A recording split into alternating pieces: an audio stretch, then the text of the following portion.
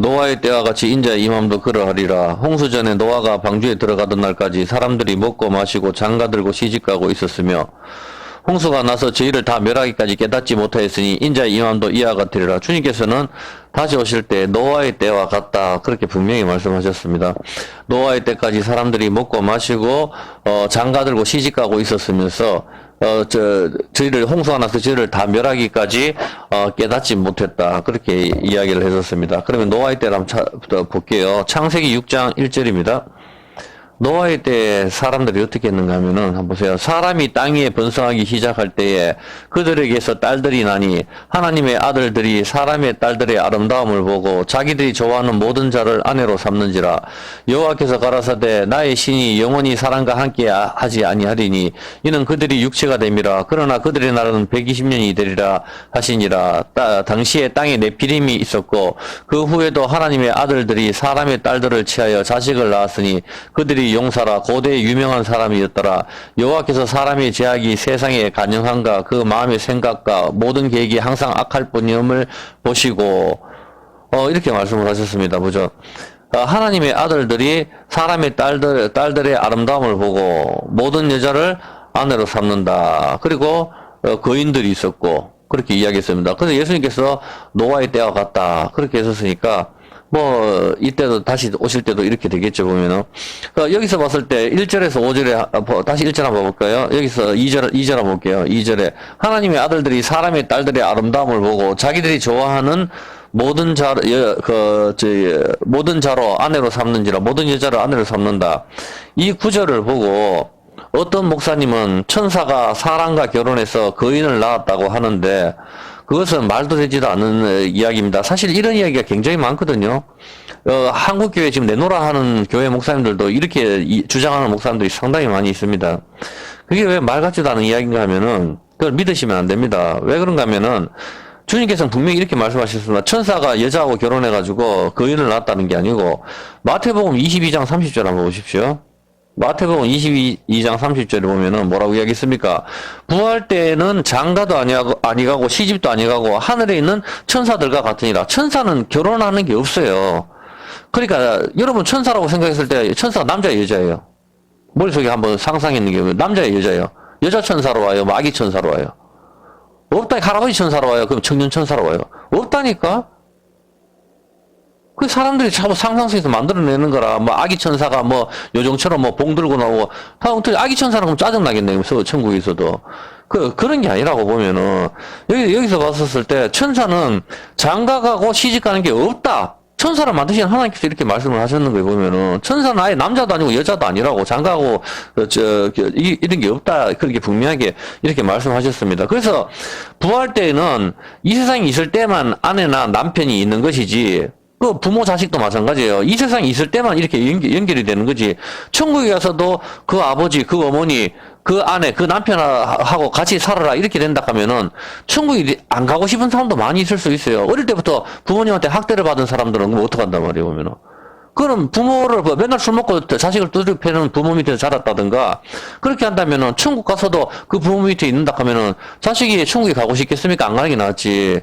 그건 아내나 남편도 마찬가지 아닙니까? 서로 사랑하고 잘 살면은 모르겠지만 사랑하지도 않는 상태에서 아예 모르겠다 이렇게 해서 결혼해가지고 계속 천국에서도 죽을 때가 영원히 계속 그렇게 해서 살아라 이렇게 한다면은 야 이건 아닌데 이렇게 생각하는 사람도 있을 거 아닙니까? 그러면은 결혼할 때 여러분이 얼마나 신중하겠어요? 영원히 그 사람하고 살아야 된다면은 어마어마하게 고민을 하고 하죠. 어차피 살아야 그냥 3, 40년이다. 이렇게 하니까, 아예 특별히 나도 이런데 대충 형편에 맞는 사람하고 하자. 이렇게 해서 내가 결혼하는 거고, 나하고 좋아하지 않는 사람과 결혼해서 사는 사람들, 여러분 주변에 태반이에요.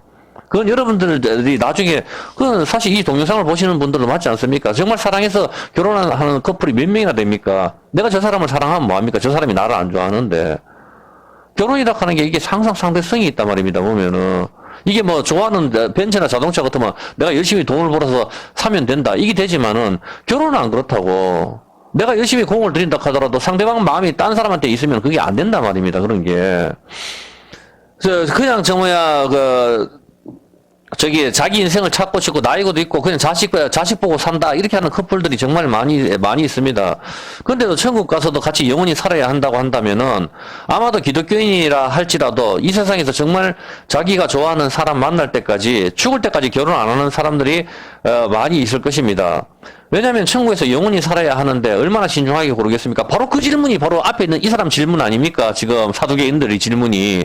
사두개인들의 질문이 여자가 하나 있는데 형이 죽고 형제가 7명 있었어. 마지가 형하고 아내하고 결혼했는데 형이 죽었어. 그 동생이 이게 형의 그걸 갖다가 좀 물려받기 위해 가지고 그대로 형 대신에 형수한테 들어가 가지고 결혼했는데 동생도 죽고 그래서 7명이 다 죽었다. 그럼 부활되면 누구의 아내가 됩니까? 이 사두개인들은 천국 가서도 계속 아내하고 남편하고 계속적으로 간다고 생각을 했는 거지. 그러니까 부활이 없다. 이 사두개인들이 결론인데 그래서 부활이 있을 수가 없다. 부활이 있다면 천국 가서는 그럼 누구의 아내가 되나? 이 여자는 남편 1,000명하고 결혼했는데 지금 이 질문이잖아. 이해했습니까? 그 예수님께서 단가를 설명하시잖아. 야, 부활 때는 시집가고 장가가는 거 없거든. 하늘에는 천사하고 똑같다고 이렇게 이야기한단 말입니다. 천사는 시집가고 장가가는 게 없단 말입니다. 아예. 어떤 개념인지 아시겠습니까?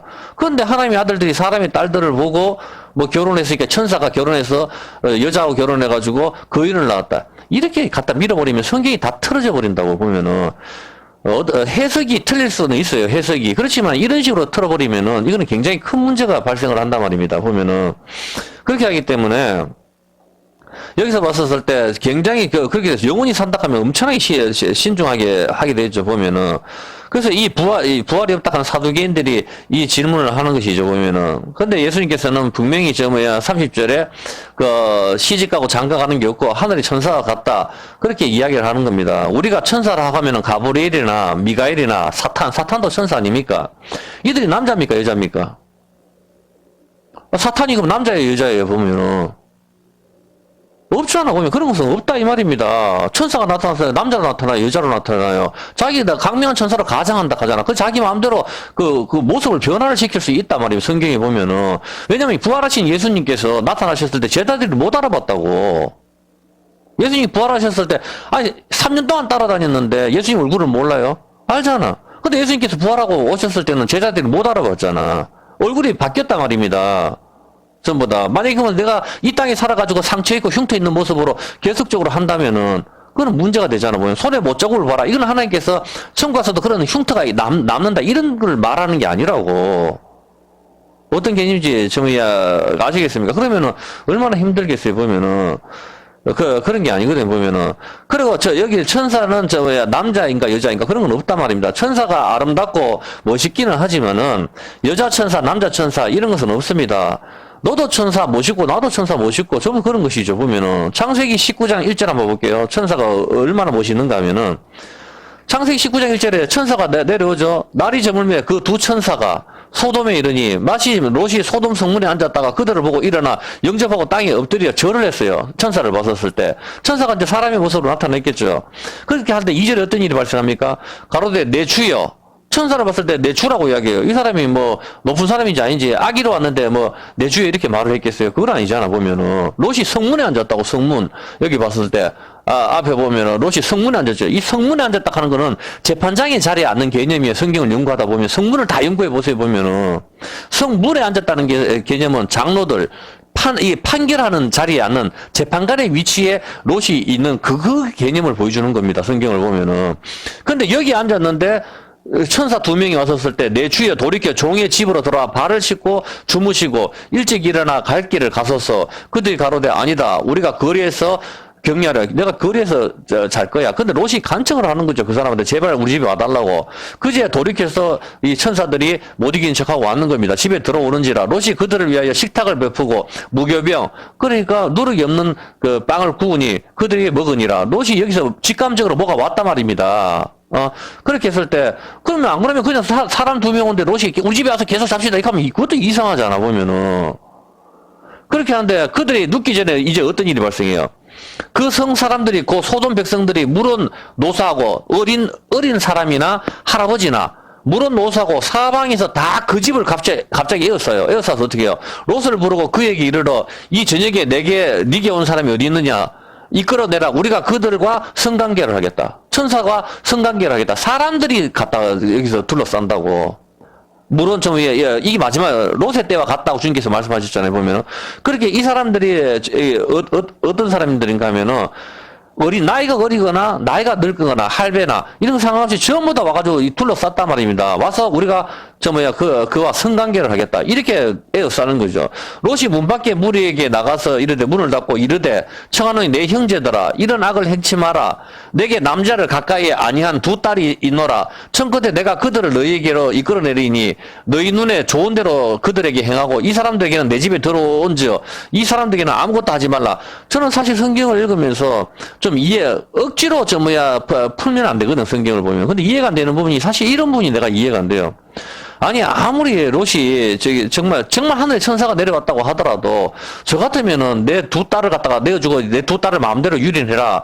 그렇지만 이 사람은 건드리지 마라. 이렇게 할 수 있을까? 나는 그렇게 못할 것 같아, 솔직히. 그렇지 않습니까? 보면 자기 두 딸을 내어주고 생전 처음 받는 사람을 갖다 지키려고 한다는 그 자체가 저는 이걸 갖다가 좀 찾아보려고 아무리 해도 잘 모르겠더라고. 이게 사사기에서도 다 등장하거든. 이런 똑같은 내용이.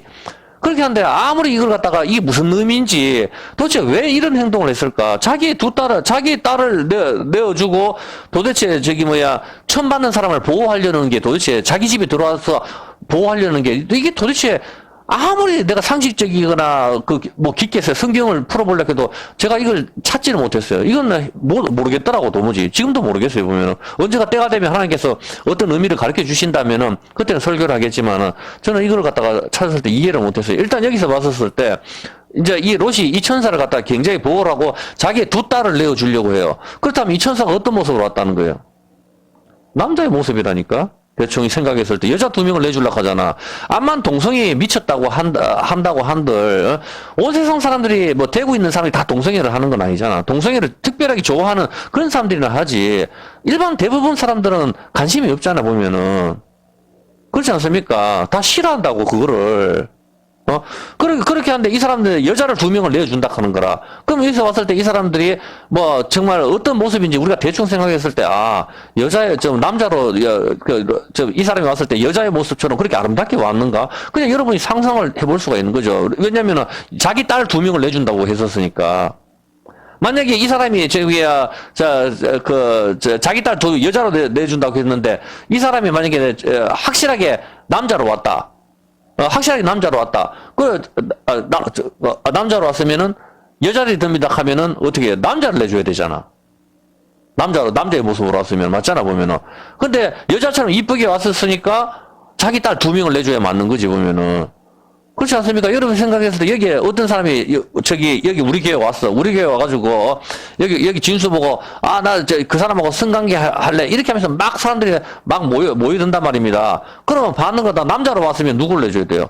남자로 봤으면은, 이 사람 건드리지 말고 다른 남자를 내줘야 되는 거고, 여자로 봤으면은, 여자를 내줘야 맞잖아.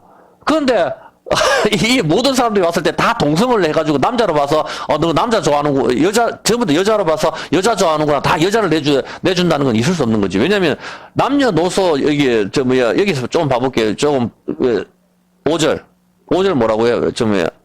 5절에 노소하고 물은 노소라고 거기 있는 사람들이 사방에서 다 모여 그 집을 에워쌌다 하거든. 가만히 생각해 보라니까 전부 다. 천사가 왔었을 때, 여자를 내어주는 건 여자처럼 아름다웠다, 이렇게 볼 수가 있는 거예요, 보면은. 그리고 범상치가 않았겠지. 내가 왔었을 때. 일단, 그렇게 해서 사람들이 이제, 여기서 덤볐다, 이 말입니다. 이들은 천사를 갖다가 어떻게 생각을 했었습니까, 보면은. 롯의 집을 에워싸고, 이런 걸 하려고 했었을 때, 내게 남자가 가까이 아니한 사람을 갖다가, 준다. 그러면 천사의 모습이 남자입니까? 여자입니까? 자기 딸을 내어준다 했었을 때, 그러면 여자처럼 아름답다. 이렇게 보는 게 사실 일반적인 상식이지. 천사가 왔을 때 여자처럼 아름답다 싶으니까 여자를 내줘야 되지. 남자로 왔는데, 여자를 내준다 하면 이게 말이 안 맞단 말이야, 보면은. 근데 이거는 어차피 상상이니까, 여러분이 생각을 해보시라, 이 말입니다, 이거는. 어차피 저도 안 보고, 여러분도 안 봤으니까. 무슨 말인지 알겠죠, 보면은. 아무리 동성애를 한다 해도 소동성 사람들이 전부 다 동성애를 한다 이렇게 하기에는 좀 약간 무리수가 있잖아.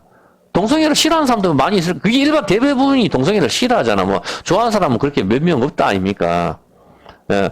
자, 하여튼 전부 다 동성애를 하는지 안 하는지 우리는 알 수는 없죠. 그렇지만은, 우리가 오늘날 타락한 세상을 살펴보면은, 아마도 롯이 자기 딸을 준다고 하는 것으로 봐라, 하는 것으로 보아 천사들이 여자의 모습처럼 보였을 수도 있다, 이 말입니다. 오늘날이 이렇게 타락을 한다 치더라도, 전부 다 동성애로 막 미쳐서, 온 나라가 동성애 허용하고, 다 그렇게 해서 여섯 개 무지개 깃발 걸고 난리를 지게도 다 좋아하는 건 아니잖아. 미국 같은 경우는. 대표적인 타락이 미국이지만은 전부 다 그렇게 다 마약에 취한다 해도 다 그렇게 가지는 않거든.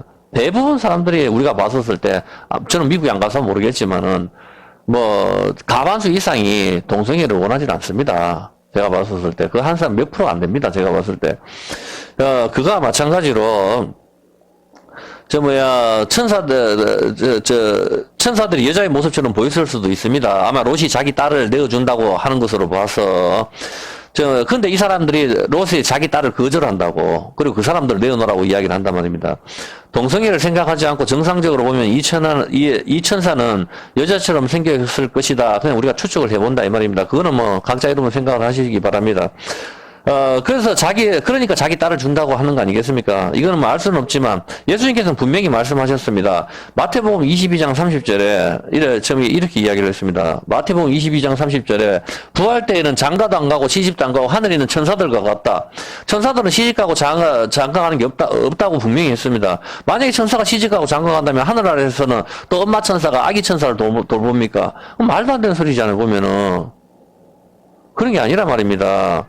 예수님께서 천사를 만드셨잖아. 천사를 만든 예수님께서 천사는 시집가고 장가가는 게 없다 분명하게 말씀했습니다. 창세기 6장 2절. 그럼 어떻게 하나님의 아들들이 사람의 딸들의 아름다움을 보고 자기들이 좋아하는 모든 자를 아내로 삼는다. 이건 무엇입니까? 예수님께서 했잖아. 노아의 때처럼 사람들이 시집가고 장가가고.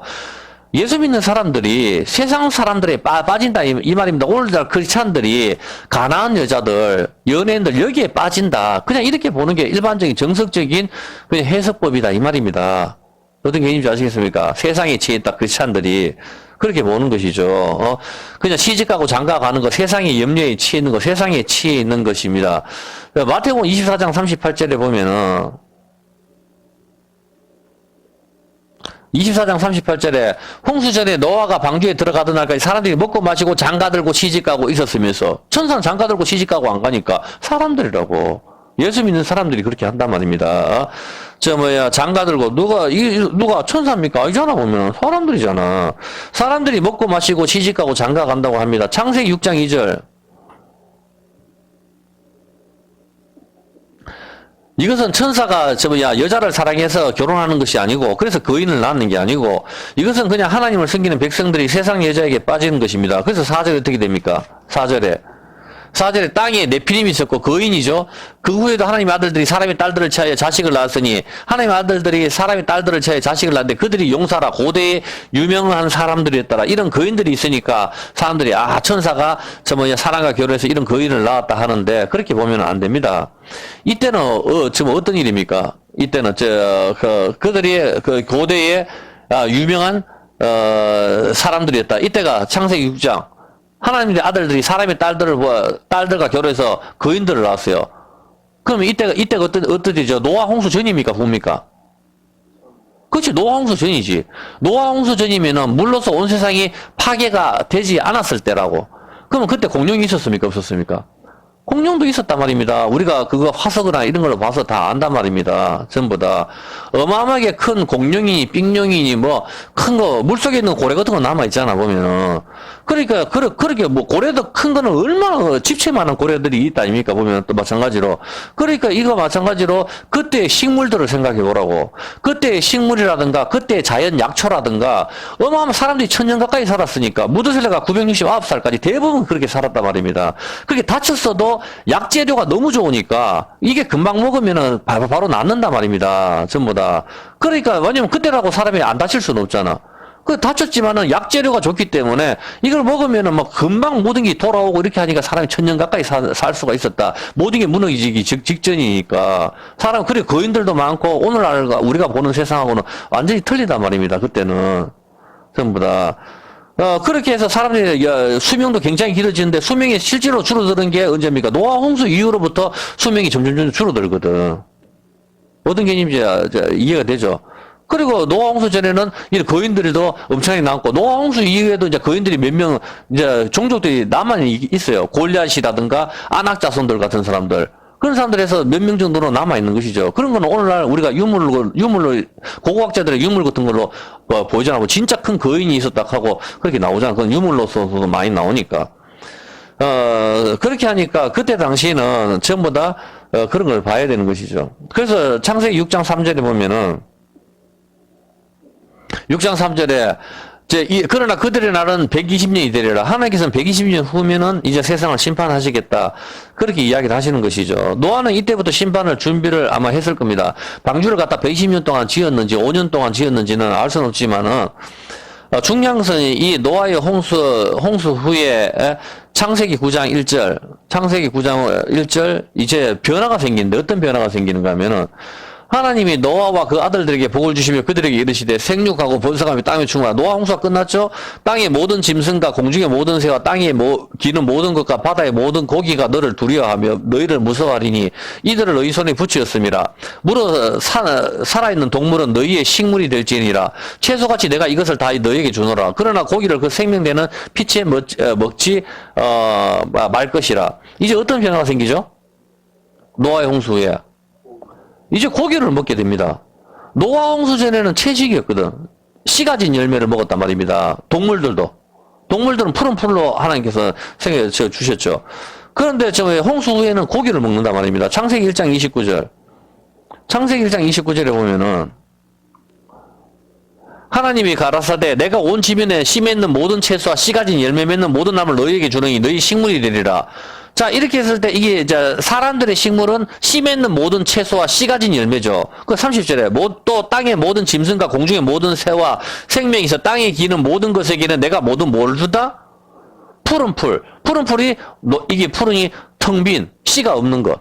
짐승들은 식물을 먹는데 씨가 없는 것을 먹는단 말입니다. 푸른 풀, 텅 빈, 이 의미거든. 그래서 짐승들이 먹는 것은 씨가 없는 것을 먹는 것이고, 짐승이 누굽니까? 하나님의 말씀을 깨닫지 못하는 자를 짐승이라 하는 거거든. 그래서 이걸 문자 그대로 짐승으로도 봐야 되고, 본질적인 부분도 우리가 생각을 해봐야 되는 겁니다. 성경은 항상. 어떤 개념인지 아시겠죠? 그래서, 이거 일반 우리가 보는, 그런 짐승들은 아니고, 이거 깨닫지 못하는 사람은 짐승이다 했으니까 사람을 말하는 건데, 이렇게 믿어서는 안 된다. 두 가지를 다 볼 수가 있어야 된다고. 어떤 개념인지 알겠죠, 보면은. 그래서 하나님께서는 일반 우리가 보이는 개나 돼지나 이런 것들도 전부 다 채식을 했단 말입니다, 그때는. 근데 언제 육식을 하게 됩니까? 이제 노아 홍수가 끝이 나고부터 사람이 이제부터는 고기를 갖다가 먹게 된단 말입니다. 질문입니다, 이제 그러면은. 진수군이 대답을 한번 해봐요, 보면은. 왜 노아 홍수 전에는 채식을 했는데, 노아 홍수 후에는 고기를 먹습니까?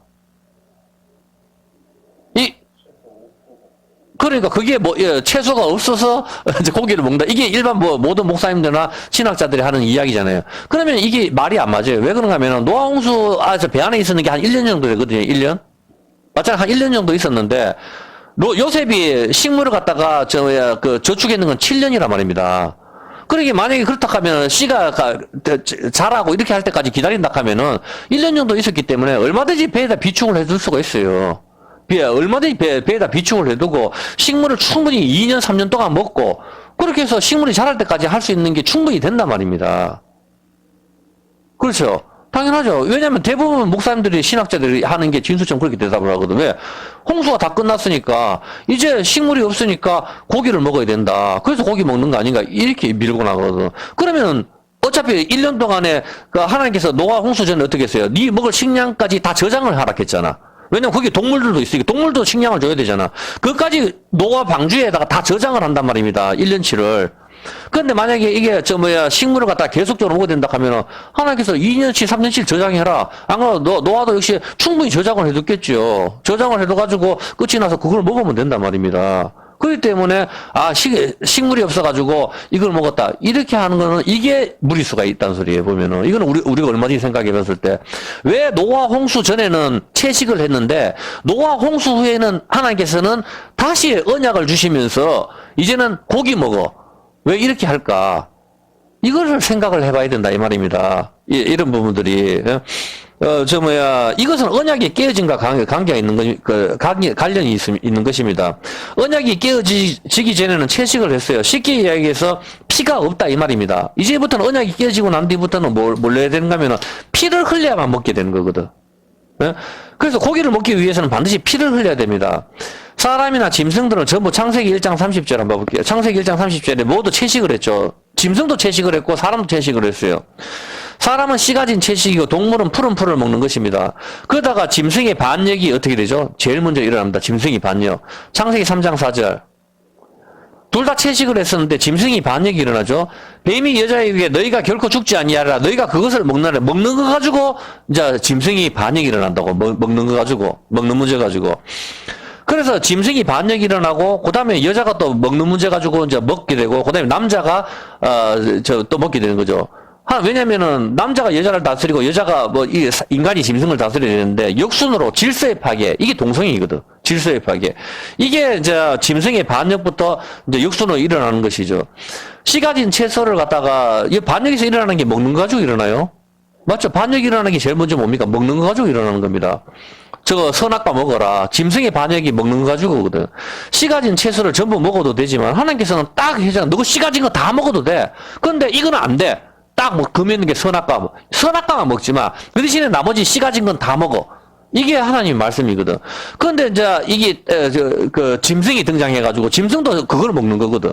근데 짐승이 등장해가지고 먹는 걸 하나님께서 금하신 그걸 갖다 먹으라고 이야기를 하는 거라. 선악과를 갖다가. 예? 그렇게 선악과를 먹음으로 문제가 발생해버리죠. 그래서 제일 먼저 일어나는 문제는 창세기 3장 14절입니다. 선악과를 먹음으로 문제가 이제 죽음이 오죠. 죽음이 오니까 그 다음에 어떤 일을 생겨버려. 이제는 뱀한테 하나님께서 너는 이제 흙 먹어. 계속 먹는 문제 이야기하는 거라. 잘 생각해보라고. 이제 씨 가진 열매, 동물들은 푸른 풀을 먹는데 노아 방주부터는 이제 고기를 먹거든. 왜 그러냐 말이에요. 그렇게 했는데 짐승이 반역을 일으킨 경우에 먹는 거 가지고 반역을 일으키고 그러니까 하나님께서 어떤 저주를 때려버려요. 넌 이제 흙 먹으라 하거든. 흙을 먹어라. 그래서 이거 갖다 낮아짐의 표시다 이렇게 이야기하지만은 여러분 뱀이 땅에서 이제 기어다니면서 그게 낮아짐의 표시라 하면은 그러면 새는 그러면 하늘에 날아다니면 그건 높아짐의 표시입니까? 그래 밀면 안 되잖아 보면은. 새도 도롱뇽 같은 거는 날아요. 날개 있는 게. 그 모기는 그럼 높아짐의 표시입니까? 그런 식으로 풀면 안 되잖아, 보면은. 왜냐면, 그리고 뱀은 흙을 안 먹어요. 여러분도 알다시피. 뱀이 뭡니까? 동물들 잡아먹잖아. 예? 여기서 봤었을 때, 땅에 기는 거, 이런까지도 1장 30절에 아까 종주도 땅에 기는 거한테 뭐 줬어요? 1장 30절에. 아까 땅에 기는 거. 1장 30절. 창세기 1장 30절 한번 봐요. 창세기 1장 30절에 또 땅의 모든 짐승과 공중의 모든 새와 생명에서 땅에 기는 모든 것에게 내가 뭘 준다? 푸른 풀을 준다. 땅에 기어다니는 뱀이든지 지렁이든지 전부 다 먹는 게 채식이라니까? 채식이라고. 왜? 피 흘림이 없단 말입니다. 서로 동물도 잡아먹지 않았기 때문에. 그런데 이제 먹는 문제 가지고 딱 걸렸었을 때 드디어 뭐가 생깁니까? 피를 흘리게 되는 거라. 먹는 문제를 했을 때. 이제 뱀은 너는 흙을 먹어라. 하나님께서 때려버리는 거예요. 창세기 3장 14절. 먹어서는 안 되는 선악과를 먹게 만들었으니 뱀 역시 흙을 먹게 되는 저주를 받습니다. 흙을 먹으라 하죠. 근데 19절에 어떻게 됩니까? 19절에 봤을 때 뭐라고 이야기해요?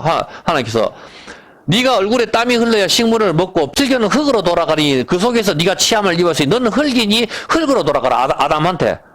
아담 보고 너는 흙이니 흙으로 돌아가라. 여자는 사실 갈빗대로 만든 거거든. 아담 보고 너는 흙이니 흙으로 돌아가라 하잖아. 뱀은 흙을 먹는 거라. 결국 흙을 삼키지. 두 번째 아담을 삼키잖아. 어떤 개념인지 알겠습니까?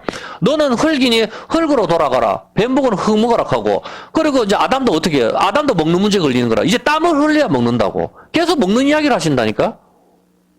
근데 여자는 뭐예요? 여자는 16절에 임신하는 고통이 딱 나온단 말이에요. 남자도 땀을 흘려야 식물을 먹게 되고, 16절. 16절에 보면은 저기 여자에게 이르시되 내가 네게 잉태하는 고통을 크게 더하리니 네가 수고하고 자식을 낳을 것이며 너는 남편을 사모하고 남편은 너를 다스릴 것이니라. 여자는 임신하는 고통을 크게 더한다 했습니다. 계속 저 뱀도 흙 먹고 남자도 땀을 흘려야 식물을 먹는데 여자는 임신하는 고통을 크게 더한다. 그렇게 이야기했거든요.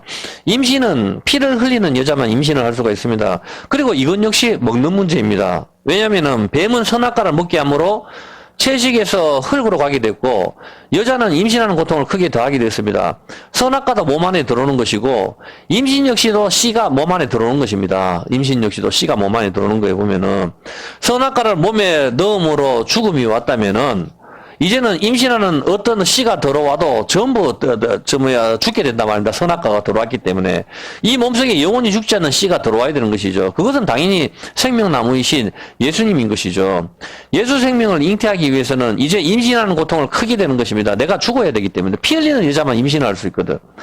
그렇기 때문에 내가 죽어야 되는 것이죠. 선악과를 삼킨 우리에게 생명의 씨신 예수님이 들어와야 하는데 그 생명의 씨가 들어오면 우리는 죽어도 사는 것이 되는 것이다 이 말입니다.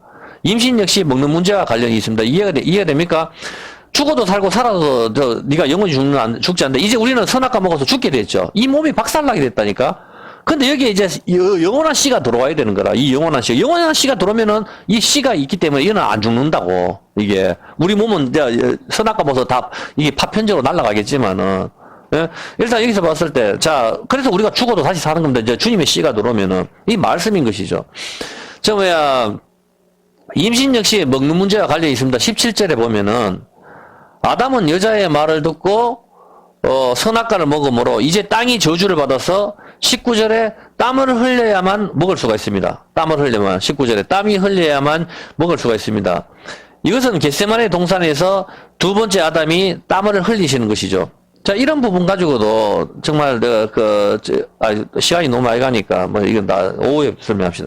땀이 흘러야 먹을 수가 있는 것이죠. 이것은 겟세마네 동산에서 두 번째 아담이 땀을 흘리시는 것이죠. 첫 번째 아담이 선악과를 먹었습니다. 먹는 문제입니다. 그러나 땅이 저주를 받아서 가시와 엉겅퀴를 나오게 됐습니다. 이것을 갈기 위해서는 땀을 흘려야 됩니다. 그래야 먹을 것을 먹게 되는 것이죠. 죄는 사람이 지었는데 땅이 저주를 받습니다. 질문입니다. 진수, 왜 땅이 저주를 받아? 아무 상관도 없는 땅이 저주를 받죠? 죄는 사람이 지었잖아. 근데 왜 땅을 하나님께서 저주를 하시냐고. 그런 생각 안 해봤어요? 죄는 사람이 저지르는데 아무 상관도 없는 땅이 저주를 받거든. 똑같은 거지 우리가 죄는 우리 사람이 지었는데 아무 상관도 없는 예수님이 저주를 받으시는 거라. 예수님이 저주를 받으셔가지고 사는 땅이 그 아겔다마 피밭이잖아. 그 밭을 사시는 거지.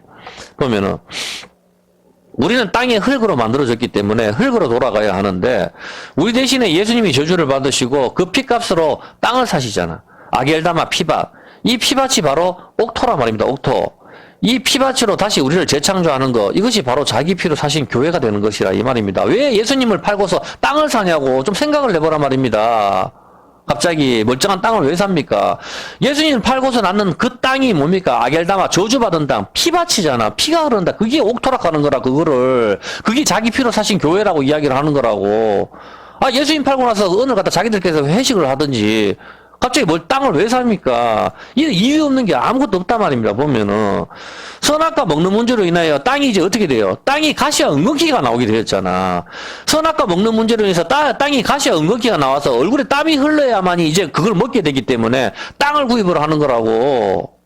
가시와 엉겅퀴가 나오면 안 된다고. 옛날에 빨가벗고 있어도 괜찮았거든. 천년 동안 살았다 하더라도 사람이 넘어지거나 팔이 부러질 수도 있잖아. 그렇지 않습니까? 아담과 하와가 있었다면은 벌거벗고 있었지만 천년 동안 살았어요. 근데 팔이 부러질 수도 있고 사람이 거기서 머리가 깨어질 수도 있잖아. 근데 그런 상황이 아니다 말입니다. 그때는. 왜? 채식을 하고 그때는 옷을 다 벗고 있었다 표현하는 걸로 봤었을 때는 넘어지나 이렇게 또 피를 흘리는 게 없다 말입니다. 그때는 죄를 짓기 전에는. 어떤 개념인지 알겠습니까? 피를 흘리는 건 생명인데 생명이 죄와 연결이 있는데 그 죽을 수가 없는 것이지 보면은. 땅은 가시와 엉겅퀴가 나오지 않은 상태라고. 어떤 개념인지 알겠습니까? 그래서 여러분들이 옷을 벗고 있는데도 누구 잠을 자도 아픔이 없어야 되잖아. 그러면 땅에서 가시와 엉겅퀴가 나오면 어떻게 해? 우리 이불처럼 그렇게 모든 게 돼 있어야 된다면 그래야 옷을 벗고서 잠을 잘 수가 있지. 야단과 하가. 다치지 않는단 말입니다, 보면은. 물론, 우리가 보는 온 세상이 땅이 가시와 은근기가 나옵니다. 그것은 표면적인 것이고, 진짜는 밭이 뭐예요, 땅에. 네 가지 밭이 나온다나. 가시밭, 돌짝밭, 길가밭, 옥토. 이렇게 네 가지 밭을 이야기하잖아. 선악과 모금으로 하나님께서 땅을 저주시키죠. 땅에서는 가시와 은근기가 나오잖아. 그 밭이 어디하고 연결됩니까? 하나님께서는, 예수님께서 말씀하신 네 가지 밭과 연결을 시키잖아. 네 가지 밭에는 가시와 은근기가 나오고 돌짝밭, 돌같이 굳은 마음, 우리 마음과 연결시키는 거라. 하나님 말씀이 떨어졌을 때 30배, 60배, 100배의 결실을 맺는 옥토를 이야기하는 거고, 어떤 건 길가고, 어떤 거는 돌짝밭이고, 어떤 건 가시밭이다. 세상의 염려와 재리의 유혹 때문에 흔들리는 믿음을 이야기하는 거잖아. 돌짝밭에 떨어지는 건 뿌리가 없어서 해가 뜨면 말라버리는 거고, 길가에 떨어지는 건 공중에 새가 와서 집어 먹어버리는 거고, 옥토에 떨어져야만이 여름이 되는 것이다. 근데 우리는 이미 어떻게 돼? 선악과 먹어서 우리 밭이 어떻게 됐습니까? 땅을 저주하면서 가시와 은근기가 나오게 됐다. 이 말입니다. 보면은.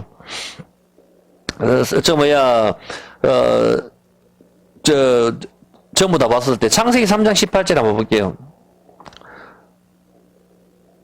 네 가지 받아요. 예. 땅이 가시와 은근기를 내기 때문에 얼굴에 땀이 흘러야만 먹을 수가 있다. 그렇게 되어 있습니다. 그죠? 요즘은 전부 시골에 나이 드신 분밖에 없습니다. 그래서 전부 땅의 농사도 기계가 대부분 합니다. 그래서 땀 흘릴 일이 거의 없어요. 생각을 해보라고. 오히려 농사보다는 헬스장에서 운동하는 사람들이 땀을 더 흘립니다.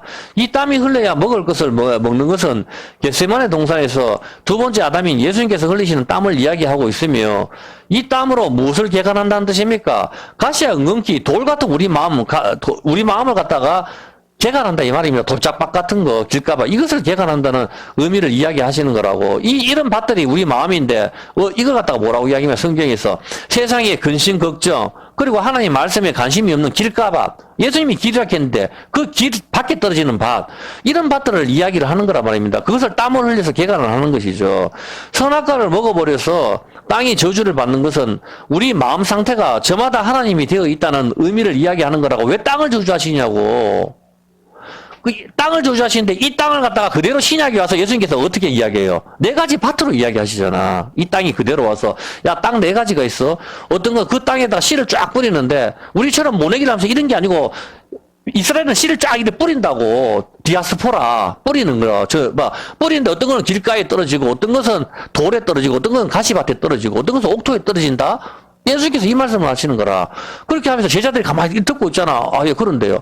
그런데 잘 들어라. 옥토에 떨어진 거는 100배 결실을 맺는다. 그런데 길가에 떨어지는 것은 새가 와서 먹어버리지. 그 새가 와서는 사탄이 와서 먹어버린다. 그래서 이 결실이 안 되는 거야. 가시밭에 떨어지는 것은 세상의 염려와 재리의 유혹, 이런 게 왔었을 때 조금 뿌리가 있어서 자랐는다 하다가 가시와 여기에 막혀가지고 결실이 안 되는 걸 말을 하는 거라. 그 돌짝밭은 뿌리가 없어가지고 해가 뜨면은 말라버려. 이런 식으로 예수님께서 말씀하신단 말이에요. 그러면 딱 봤을 때 이게 뭐예요? 우리 마음이 이제 마음. 이 마음이 밭이란 말입니다. 밭인데, 이 밭이자 우리가 흙으로 만드는데 선악과를 먹어버려서 우리가 다 하나님이 됐죠. 우리가 하나님이 되었으니까 사람들이 다 이제 자기가 옳다는 대로 세상을 살아가죠. 자기가 옳다는 대로 세상을 살아가는 게 뭡니까? 세상의 염려. 재물, 나는 어떻게 살까? 나는 이제 병이 와서 이게 어떻게, 자기가 옳다고 생각, 나는 이렇게 하나님 말씀 당장 응답도 안 되는데, 나는 하나님 말씀 접어두고 내 마음대로 살겠다. 전부 다 그렇게 자기가 옳다는 대로 가는 밭이란 말입니다. 돌같이 굳은 마음들. 근데 이걸 갖다가 개간하려고 하면 땀을 흘려야 되는 거야. 땀을 흘려야만 먹을 것을 먹는다. 이렇게 이야기를 하는 거라고. 시골에 기계들이 다 짓고 장비가 좋아요, 요새. 땀 흘릴 일이 그렇게 크게 없다. 할배들밖에 없는데 누가 농사를 짓는데 생각을 해보라니까. 헬스장에서 흘리는 땀이 훨씬 많다고. 그런 거 이야기하는 거 아니란 말입니다. 각자 선악과를 먹여버려가지고, 땅이 저주를 받는 것은 우리의 마음 상태가 저마다 하나님이 되어버렸다는 것을 이야기하는 거예요. 우리가 선악과 먹어버렸으니까 우리가 하나님이 됐죠. 우리 마음이 어떻게 돼요? 굳어져 버렸잖아. 돌처럼. 그래서 하나님께서 땅을 저주하시는 거라. 그 돌같이 굳은 마음을 갖다가, 그래서 십계명을 돌판에 새기는 거라, 돌.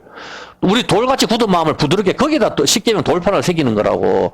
돌판을 새기는데 두 번째 돌판은 성령으로 새기는 거라. 하나님께서. 그래서 우리한테 부드러운 마음을 주셔가지고 영원히 깨어지지 않는 언약으로 네 나와 같이 살자. 이게 하나님 마음이라니까. 그 이야기를 하시는 거라고. 각자 자기 속인에 옳은 대로 사는 거. 이것이 선악과 먹은 인간의 마음, 돌같이 굳은 땅, 가시와 은근기가 나오는 땅이시죠. 이것을 개간하기 위해서는 두 번째 아담이 땀을 흘려야 한다. 성경은 그 이야기를 하고 있는 거란 말입니다. 돌같이 굳은 우리의 마음 상태가 개간이 되기 위해서는 두 번째 아담이 땀을 흘려야 되는 것이죠. 누가복음 22장 20절 한번 보세요. 누가복음 22장 20절에 보면은 저녁 먹은 후에 이와 같이 가서 이자는 내 피로 세우는 새 언약이니 너희를 위하여 붓는 것이다. 예수님께서는 새 언약이라 하잖아. 영원히 깨어지지 않는 언약, 새 언약을 맺잖아. 새 약속을 맺잖아. 새 약속, 새 언약. 이것을 체결하셨는데 어떻게 하셨습니까? 17절에. 이 체결을 어떻게 17절에 예수님께서는 이에 잔을 받아서 살해하시고 가라사대 이것을 갖다가 너희끼리 나눠라 하고 19절에 어떻게 합니까? 또 떡을 가져 살해하시고 떼어 저에게 주시며 가서 이것은 뭐다? 그래, 떡을 떼어가 주시면서 이거는 뭐다? 새로 언약을 체결하면서, 자, 이거 먹어가면서 이거는 뭐다? 이것은 내 몸이다 하잖아. 이게 뭐예요? 이제 하나님께서 다시 똑같은 이야기 하시잖아. 무지개로 새 언약을 주시면서 어떻게 해요, 이제는? 이제는 너 그 고기 먹어야 돼. 이해했습니까? 그 이야기라고. 여태까지 너가 채식도 했는데, 이제는 너한테 내가 모르는 살아있는 동물들 너한테 줄게. 이제 고기 먹어. 그리고 내가 무지개 언약 체결하고 다시는 너를 갖다가 물로 심판 안 할게. 똑같이 이게 그대로 와서 예수님께서 너 그 고기 먹어. 너 이 내 살이야. 그리고 그 피를 주신다고. 그래, 이거 그대로 먹고 그 다음에 내가 너하고 언약 맺는다. 이거 새 언약이다. 그대로 오는 거라 이게 창세기가. 이해가 됩니까? 그 이야기 하시는 거라니까 지금. 그리고 고기 먹어라. 예수님께서 내 살을, 밭살을 이 고기라니까? 이게. 내 몸이다. 밭살을 이 고기다. 이거 내 살을 먹어라. 그렇게 이야기하는 겁니다. 창세기 9장 4절. 창세기 9장 4절 봐볼게요. 그러나 고기를 그 생명되는 피는 먹지 마라. 그렇게 하고, 9절에 어떻게 해요? 9절에 내가 내 언약을 너희 후손과 너희와 함께한 모든 생물, 그 너희와 함께한 새와 육축과 땅의 모든 생물과 방주 모든 짐승에게 내가 언약을 맺을게. 이제 고기 먹어. 그렇게 하고 피는 먹지 마. 그렇게 하고 내가 너하고 언약 맺는다. 그렇게 하고 어떻게 합니까? 16절에. 영원한 언약을 주시죠. 16절에. 그 다음에 무지개가 구름 사이에 있을 때 나보고 나와 하나님과 땅의 모든 생물 사이 영원한 언약. 영원한 언약은 뭐예요? 영원한 언약은 예수님 피의 언약이라니까. 영원한 언약을 기억하라. 하나님께서 그렇게 말씀하시잖아. 무지개 언약을 주시면서. 그 동성애가 무지개를 6가지를 들고 이걸 깨는 거라. 동성애가 질서의 파괴. 동성이 질서의 파괴잖아. 뱀이 질서의 파괴. 먹는 문제라니까. 그걸 깨고 있다고. 영원한 언약을 기억하라. 이렇게 하면서, 무지개 언약. 이것이 그대로, 새 언약으로 가는 거예요. 누가복음 22장 19절. 하나님께서 이제는 고기 먹어라. 그렇게 하고 내가 영원한 언약을 줄게. 그렇게 하는데 예수님께서 떡을 갖다 이것은 너희를 위한 내 몸이다. 기념하라. 그렇게 하고 이것은 언약이다. 똑같은 하나님이. 이것은 앞에서 여호와 하나님이지만 같은 하나님 한 분이니까 이것을 먹어라 이렇게 이야기하시는 거잖아. 보면은 이건 새 언약이다. 이 피와 살을 먹는 것이 여자인 교회에게 씨가 들어오는 것이고 임신하는 것이고 돌같이 굳은 마음 가시와 은근기가 나오는 밭의 개간이다 이 말입니다. 두 번째 아담이 땀 흘림으로 이제 교회는 임신하는 고통이 크게 더하고 계시록 12장 2절 계시록 12장에 이 여자가 아이를 베어 해산하게 되며 아파서 애써 부르짖는지라 하늘에 또 다른 이적이 보이니 보라 큰 붉은 용이 있어 머리가 7이여 땅에 불이 열이라. 이 짐승이 4절에 용이 해산하려는 여자 앞에서 그가 해산하면 그 아이를 삼키고자 하더니 똑같죠 창세기하고. 여자는 임신하는 고통을 주고 똑같잖아. 짐승이 어떻게 해? 너는 이제부터 흙을 먹어라. 똑같은 거라니까, 전부 다. 그냥, 4절, 짐승을 삼키려고 하잖아. 그리고 뱀에게, 너는 흙을 먹어라. 그 뱀이 이제 삼키려고 하는 것이, 보면은. 어떤 개념인지 알겠죠, 보면은. 그렇지만 뜻대로는 자기가 안 된다, 이 말입니다. 삼키려고 한다 하더라도. 창세기 9장 3절. 창세기 9장 3절 5분 안에 끝낼게요. 무릇 살아있는 동물은 너희의 식물이 될지라 채소같이 내가 이것을 다 너희에게 주노라. 그렇게 하고 채소만 먹던 인간에게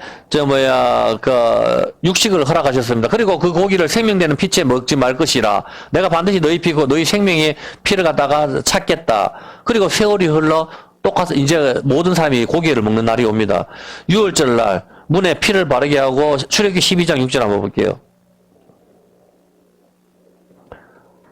출애굽기 12장 6절. 이달 14일까지 간직하였다. 해질 때 이스라엘 해족이 그 양을 잡고 그 피로 양을 먹을 집 문 좌우 설주에 임방에 바르고 그 밤에 그 고기를 불에 구워 무교물과 쓴나무로 하고 모든 이스라엘 백성들이 고기를 먹어요. 고기를 먹고 피는 안 먹고 문에다 바른단 말입니다. 문에 바르는 게 문이 십자가잖아. 거기에 발리는 거라. 전부 다. 다 바르고, 그 다음에 또 세월이 딱 흘러가지고 예수님께서는 똑같은 6월절 날에 내 피를 먹어. 내 살을 먹어. 이것은 새 언약이다. 그대로 예수님께서 이야기를 하신다고. 창세기부터. 어떻게 연결되는지 알겠습니까? 왜 채식을 먹다가 이제 고기를 먹으라 하는지 이해가 됩니까? 바로 그 고기는 예수님을 의미하고 있는 거예요. 성경은 예수님밖에 이야기를 안 해요, 보면은. 성경을 갖다가 유대적인 배경을 찾아보니 그런 도움이 안 됩니다. 왜냐면 그게 맞지가 않기 때문이에요, 보면. 그러면 또 새로운 고고학이 나오면 또 새로 바꿀랍니까? 그런 게 아니거든, 보면은. 어떤 개념이죠, 그죠, 보면. 알겠죠? 그렇게 해서 이 제자들도 역시 이제 6월절 날 자기들이 이제 예수님께서, 똑같은 6월절 날 예수님께서 최후의 만찬을 하시면서 받아 먹어라. 이렇게 고기를 줬을 때 제자들은 어떤 생각이 들었겠어요? 여러분하고 내하고. 오늘 주님께서 이제 6월절 날 이제 예수님께 찾으라 하잖아. 야, 6월절 날 우리 같이 먹을 방 하나 만들어라. 그래서 다락방에 모여가지고 최후의 만찬을 하잖아. 최후의 만찬을 하는데 갑자기 예수님께서 자기 잔을 주시고 받아 먹어라. 그리고 이 떡을 주시면서 이건 내 몸이다. 그렇게 하신단 말입니다. 그럼 여러분 어떤 충격을 받지 않겠어요? 여지껏 우리는 계속 6월절을 해서 양을 뗐단 말입니다. 우리가 추석날 그 송편을 먹고 설날 떡국을 먹잖아. 떡국을 먹는데 갑자기 어떤 한 사람이 와가지고 자기 살을 주면서 자, 이 떡국을 먹어라 하면 우리는 당연히 설날이니까 떡국 먹는지 익한데 이건 내 살이다. 그러면 여지껏 우리가 여지껏 왔던 게 이게 지금 오실 메시아를 기념했던 것인가? 엄청난 충격에 빠진다고 떡국 한 그릇 먹는 게 똑같단 말이에요. 보면은 예수님께서는 그날 와서 6월절 날 먹을 고기하고 이걸 먹어야 되는데 예수님께서는 이건 내 몸이라고 이야기를 해버리거든. 여지껏 앞에 있던 모든 것이 바로 나의 모형이다. 이걸 주님께서 설명을 해버리는 거라. 거기서 어떤 개념인지 알겠죠? 보면은 예, 오늘 여기까지만 합시다. 예, 시편 74편입니다.